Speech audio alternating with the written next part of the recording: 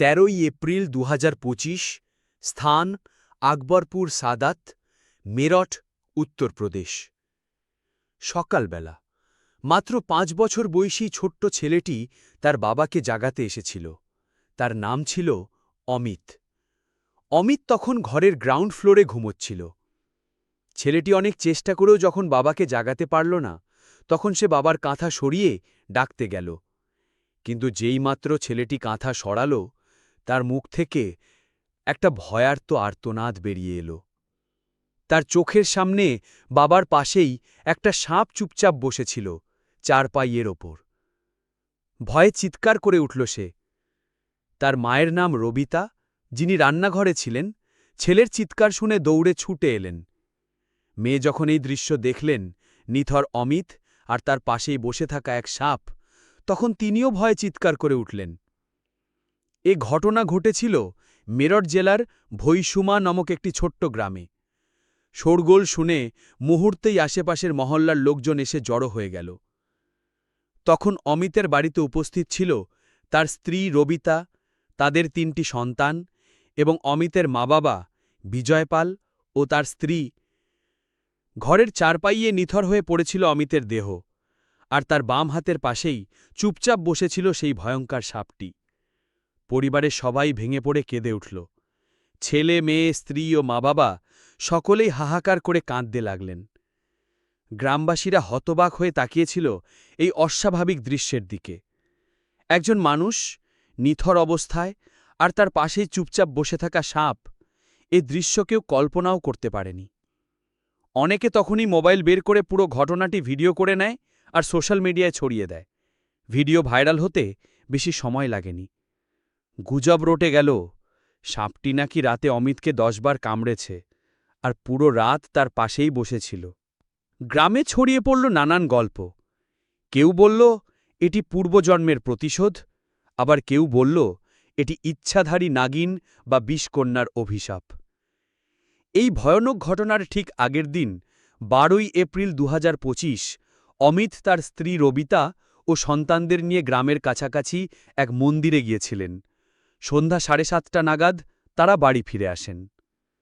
Police তদন্তে অমিতের মা জানান, মন্দির থেকে ফেরার পর অমিত ও তার স্ত্রী রবিতা রাতে 9:30টার মধ্যেই ঘুমিয়ে পড়েন, যদিও তারা সাধারণত এত তাড়াতাড়ি ঘুমোতেন না। তবে পরিবার ভেবেছিল হয়তো মন্দির যাত্রার কারণে তারা ক্লান্ত হয়ে পড়েছিলেন। রাতে যখন অমিতের মা ওয়াশরুমে যেতে ঘর থেকে বেরোন, তখন তিনি দেখেন অমিত ঘরের বাইরে চারপাইয়ে গভীর ঘুমে শুয়ে আছে। তার কিছুতেই বুঝে ওঠা সম্ভব হয়নি যে সেই ঘরেই একটি সাপও ছিল। সবকিছু এতটাই স্বাভাবিক ছিল যে কারোর মনে কোনো সন্দেহ জাগেনি। এখন পর্যন্ত পুরো ঘটনাকে একটি সাধারণ সাপের কামড়ের ঘটনা বলেই মনে হচ্ছিল। পুলিশের কাছেও মৃত্যুর দ্বিতীয় দিন পর্যন্ত এমন কোনো প্রমাণ ছিল না যার ভিত্তিতে কারোর ওপর সন্দেহ করা যায়। সবার ধারণায় অপরাধী ছিল সেই সাপটাই। কিন্তু 16 এপ্রিল 2025 পোস্টমর্টেম রিপোর্ট হাতে আসার পর কেসটি একেবারে নতুন মোড় নেয়।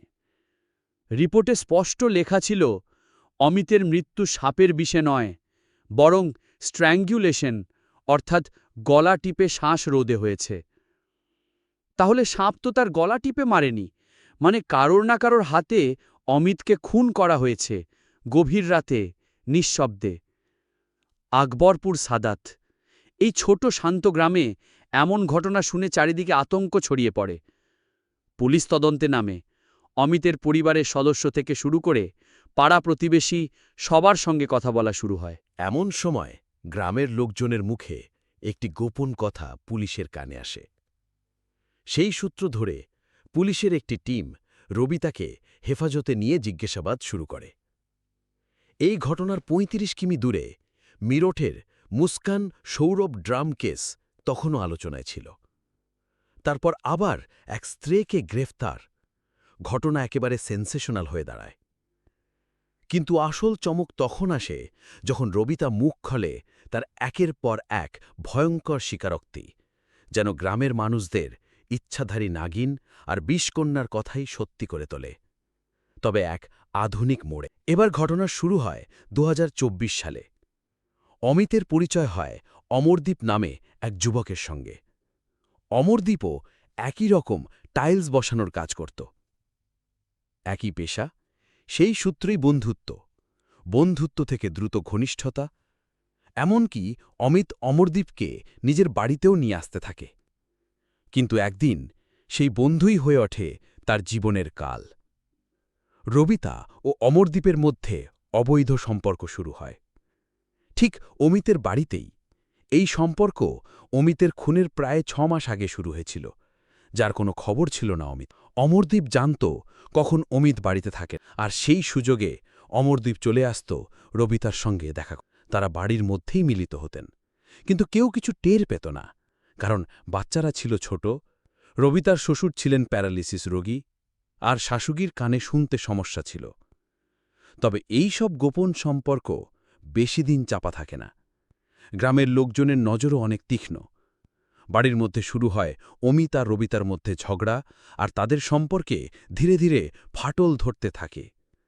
এরই মধ্যে অমিতের কানে আসে গ্রামের লোকেরা রবিতার চরিত্র নিয়ে কথা বলছে। সে একদিন রবিতার মোবাইল চেক করে, আর তাতেই দেখে অমরদীপের মেসেজ। মুহূর্তে সত্যি হয়ে ওঠে তার সন্দেহ। সে যখন রবিতাকে মুখোমুখি প্রশ্ন করে, ঘর জুড়ে ছড়িয়ে পড়ে ঝগড়া, গালাগালি আর হিংসা। রাগে অমিত শুধু রবিতার ওপর নয়, অমরদীপের উপরেও ক্ষিপ্ত হয়। 20 মার্চ 2025 একবার 2 বন্ধুর মধ্যে হাতাহাতি পর্যন্ত হয়। অমিত তখন অমরদীপকে ভালোভাবে মারধরও করে, এমনকি চোট লাগে অমরের হাতে। তখন অমিত হুমকি দেয়, আর যেন কখনো আমার পরিবারের কাছে ঘেঁষিস না। এরপর থেকে অমিত রবিতার চলাফেরায় কড়া নজর রাখে। তার মনে হয়েছিল সব কিছু ঠিক হয়ে গেছে, কিন্তু সে জানত না রবিতার অমরদীপ ইতমধ্যে এক ভয়ঙ্কর ষড়যন্ত্র তৈরি করে ফেলেছে।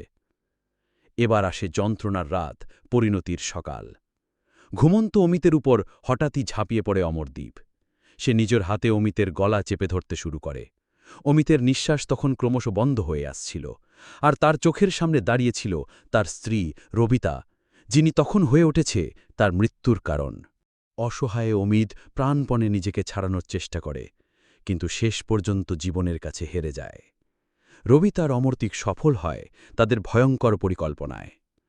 প্রথমে রবিতার প্ল্যান ছিল ঘুমন্ত অমিতের উপর একটি বিষধর সাপ ছেড়ে দেবে, যাতে সাপ কামড়ে দেয় অমিতকে, আর সবাই ভাবে সাপের কামড়েই অমিতের মৃত্যু হয়েছে। কিন্তু পরে রবিতার মনে সন্দেহ জাগে, যদি সাপ কামড় না দেয়, যদি সাপ পালিয়ে দিয়ে বাচ্চাদের দিকে যায়। এই ঝুঁকির কথা ভেবে সে প্ল্যান বদলায়। এবার তারা নিজ হাতে অমিতকে হত্যা করে গলা টিপে তারপর অমিতের দেহকে চারপাইয়ে শুইয়ে দেয়, আর অমরদীপ তার ব্যাগ থেকে আনা সাপটি দেহের উপরে ছেড়ে দেয়। তারপর সেটি কম্বলের নিচে ঢেকে রাখা হয়, যাতে গরমে নড়াচড়া করে সাপ কামড়ে দেয় অমিতকে। এই সাপটি অমরদীপ কিনেছিল একটি অন্য গ্রামের এক ব্যক্তির কাছ থেকে, যার নাম ছিল প্রীতম নাথ, এক সাপের খেলা দেখানো ব্যক্তি। যেদিন রাতে অমিতের মা ওয়াশরুমে গিয়েছিলেন, তখন তিনি দেখেন গরমের মধ্যে অমিত কম্বল মুড়ে ঘুমাচ্ছে। তাতে কিছুটা অবাক হলেও তিনি ভেবেছিলেন গভীর ঘুমে আছে, তাই কিছুই বলেননি। কিন্তু বলাই হয়, কাতিল যতই চালাক হোক, এক সময় ভুল করেই ফেলে। এই কেসেও ঠিক তাই হল। যে সাপটি তারা এনেছিল সেটা ছিল ঘোড়া পচাল বা ধামান বা ইন্ডিয়ান র্যাট স্নেক, একটা অবিষধর সাপ, নন ভেনোমাস স্নেক, অর্থাৎ এতে কোনো বিষই ছিল না। রবিতা এবং অমরদীপ কেউই তা জানত না, আর সেটাই হলো তাদের সবথেকে বড় ভুল। পোস্টমর্টম রিপোর্টে কোনো বিষের প্রমাণ পাওয়া যায়নি, উপরন্তু গলা, মুখ আর ঠোঁটে আঘাতের দাগ ছিল, যা প্রমাণ করে দেয় এটা গলা টিপে খুনের ঘটনা। এদিকে পুলিশ পৌঁছে যায় সেই মাহমুদপুর শিখেড়া গ্রামে, যেখানে সাপুরের দল থাকে। সেখানকার এক সাপুরে প্রীতমনাথ বলেন, এই সাপটা তাদের বাড়িতে এসে পড়েছিল, যেটা পরে কৃষ্ণান নামের এক ছেলে চুরি করে নিয়ে যায়, আর পরে অমরদীপ 1000 টাকায় কিনে নেয়। শেষে পুলিশ রবিতা ও অমরদীপকে গ্রেফতার করে, তাদের জেলে পাঠানো হয়।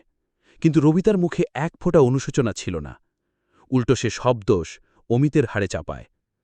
কিন্তু প্রশ্ন থেকে যায়, ধরুন রবিতার কথা সত্যি, তাহলেও কি এই অপরাধ ন্যায্যগর্ধ? আর সেই 3টি নিষ্পাপ শিশুর কি দোষ, যারা একদিনে হারিয়েছে তাদের মা ও বাবা, কেউ একজন চিরতরে আর কেউ একজন আইনের চোখে। কাউর জীবন ধ্বংস করার চেয়ে তাকে ছেড়ে চলে যাওয়া হাজার গুণ ভালো।